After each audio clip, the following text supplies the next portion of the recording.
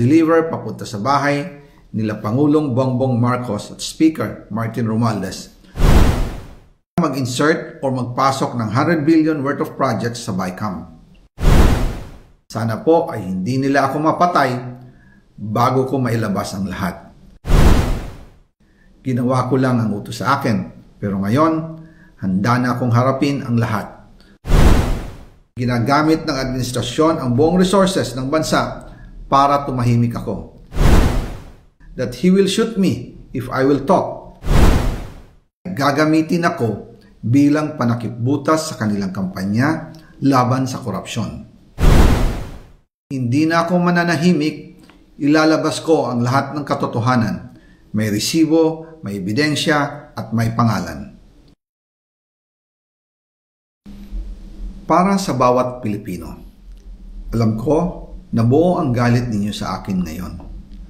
Nauunawaan ko rin kung bakit. Lalo na at malaki ang halagang nakataya. Pero bago kayo humusga, hayaan ninyong ipaliwanag ko ang buong katotohanan. Matagal akong hindi nagsalita dahil may direktang utos sa akin. Huwag nang bumalik ng Pilipinas at manahimik na lamang. Umalis ako noong July 19, 2025 para sa aking medical check-up. Nakaplanong bumalik pagkatapos ng SONA ni Pangulo. Pero habang papauwi na ako, tinawagan ako ni dating Speaker Martin Romualdez at sinabihan, "Stay out of the country. You will be well taken care of as instructed by the President." Noon naniniwala pa ako sa kanila, kaya't hindi ako bumalik.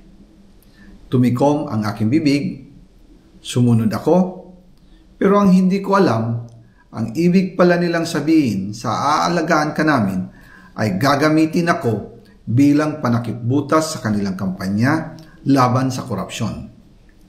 Ginawa nila akong poster boy ng kanilang sariling kasinungalingan.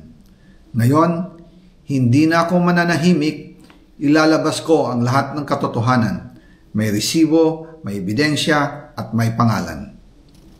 Nagsimula ito nung tumawag si Sekmina Pangandaman sa akin nung nag-umpisa ang BICAM process last year, 2024. Ang sabi niya, katatapos lang ng meeting nila ni Pangulo at may instructions na mag-insert o magpasok ng 100 billion worth of projects sa BICAM.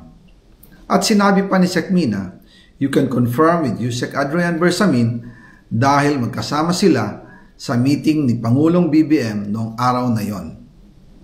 Tinawagan ko po agad si Yusek Adrian Bersamin at tinanong ko kung may instruction nga ba ang Pangulo na magpasok ng 100 billion during their meeting. Ang sabi niya ay totoo nga po. Right after our conversation, tinawagan ko po si dating Speaker Martin Romualdez at nireport ko ang instructions ng Presidente to insert the 100 billion projects. At sinabi niya sa akin, what the President wants, he gets.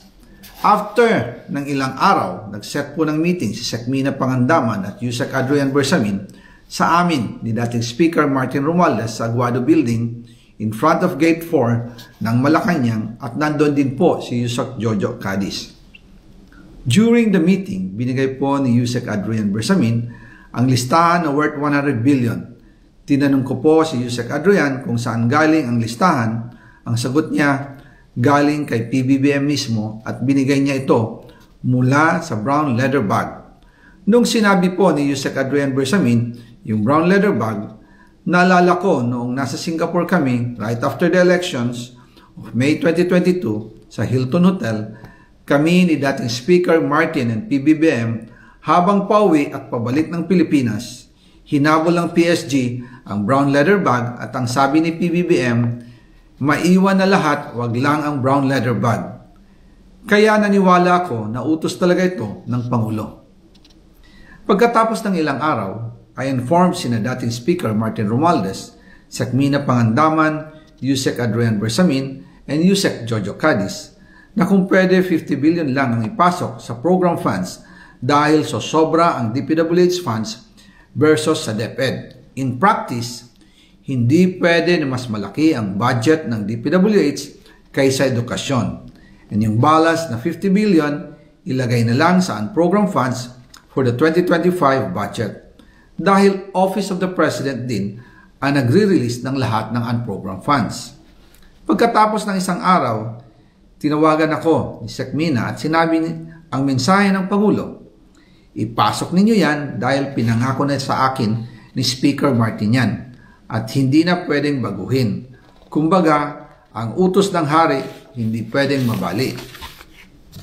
Again, I informed the Speaker and asked clearance about the instructions ng Pangulo. At ang sabi niya, wala tayong magagawa.